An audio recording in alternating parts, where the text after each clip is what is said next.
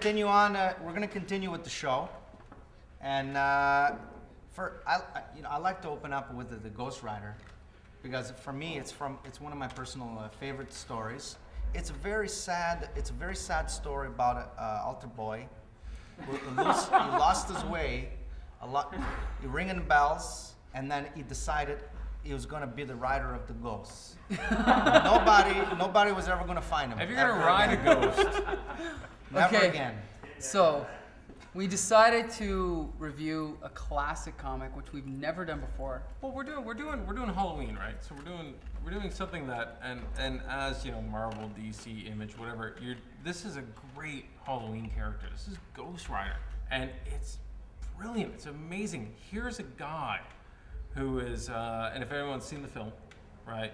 His dad's dying, or in this case, his adopted father is dying, and he makes a deal with the devil because he reads the scripture and his satanic Bible, and it's great. But George, before you continue, the little boys and girls that are at home watching the show right now, who maybe they were inspired by comic books, it's very bad. Yeah. When they're talking about the hell. Well, you don't want the them. devils. You don't want them to. No, it's fun. It's great stuff. It's like worshiping Satan, and it's putting pentagrams on your chest, but it's not a pentagram. It's actually literally that gold star you get in class. Like the art is bad. No. It's 1972 art. Wait, it's Ghost Rider. I just gotta say, okay, we each read a different issue because these are all available in Essential Ghost Rider Volume 1. We read the color versions, the reprints. But the one I read was written by Gary Friedrich and drawn by Jim Mooney, who's a classic 60s artist who used to draw Supergirl. No, the art is amazing. It's amazing. It's amazing. The issue I read, if he was still dead, I don't know. It would be the great. Art is, and you know what? It's in that awkward, comic books have a weird history because we tend to remember the 60s stuff and the new stuff. We forget everything in between, and this is a period that's sort of forgotten. The 70s period where the comic book, what is it called? The authority was relaxed a little bit. Yeah. So they were allowed to do horror titles finally. So there's this huge barrage of titles like Tomb of Dracula, Werewolf by Night, Spawn of Frankenstein, Ghost Rider, all these horror characters, and this is one of them.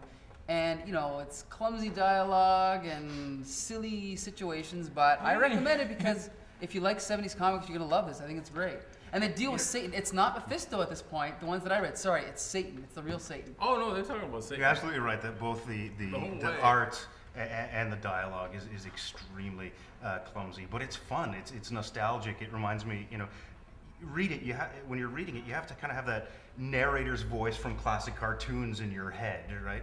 Stan Lee. On a burning Harley Davidson. Meanwhile, right? But what really surprised me is how little kind of action there is going on in a lot of the frames.